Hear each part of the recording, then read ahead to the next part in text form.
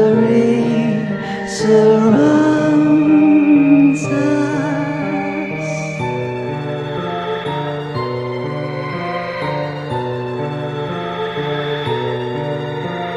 Life is stranger than we dare to hope.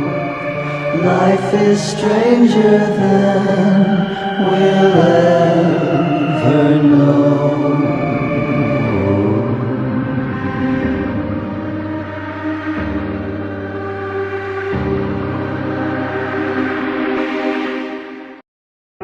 John Francis was a man alone in a senior center, left to spend the last years on earth sitting and waiting.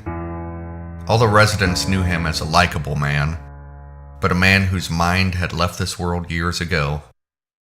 He had no family or friends to visit.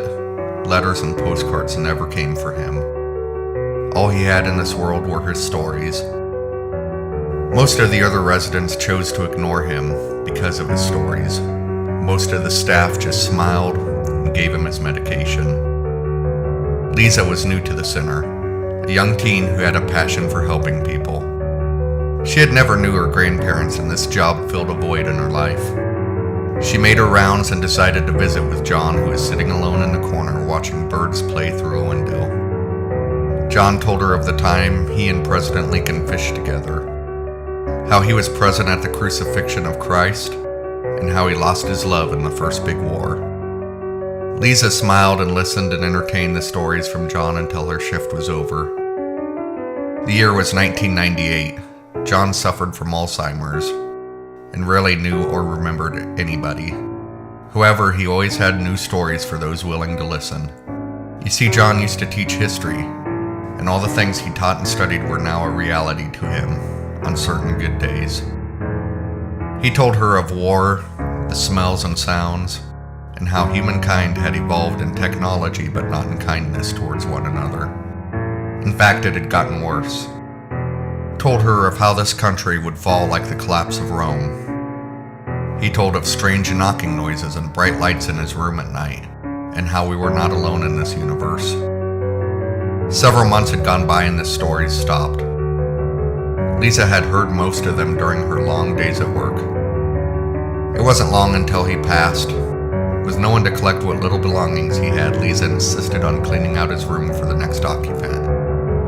There were a few clothes, but nothing else. Nothing but an old photo album. Pictures of his mother and father, his first car, and an old picture of Abraham Lincoln and a man beside him. A man who was the spitting image of John Francis. Throughout our time, mankind has been obsessed with time travel.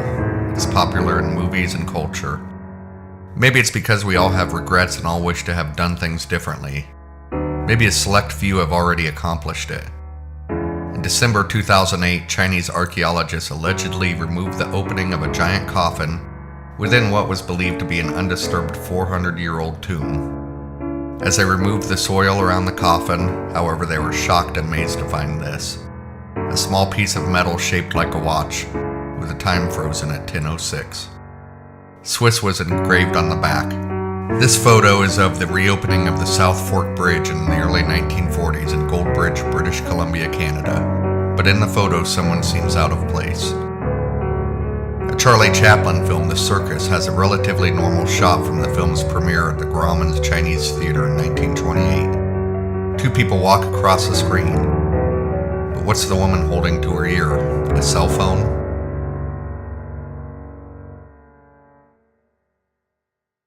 How would we know if time travel does exist?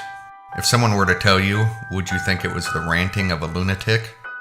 Or perhaps a senile old man who has nothing better to do than to tell tall stories to the staff? The answers to this riddle may make you cringe.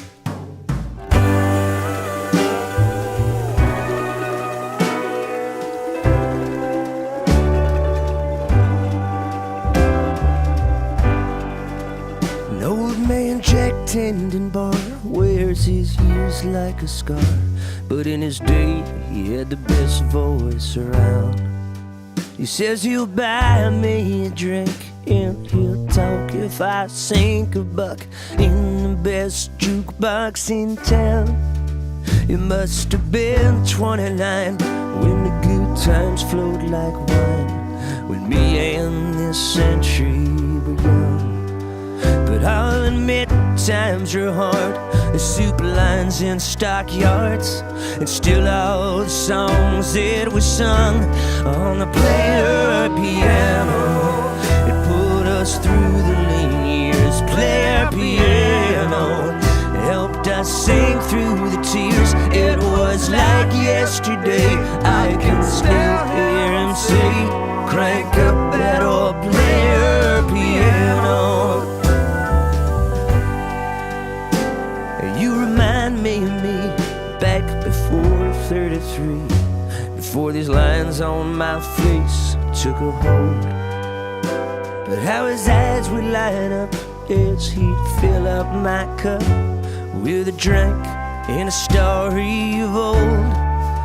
And how we danced in the streets when the Great War was complete, and the troops finally came home at last. And oh, that first sip of rum when prohibition was done and depression was all in the past. That player piano, it could roar all night long. Player piano, how we danced until dawn. It was like yesterday.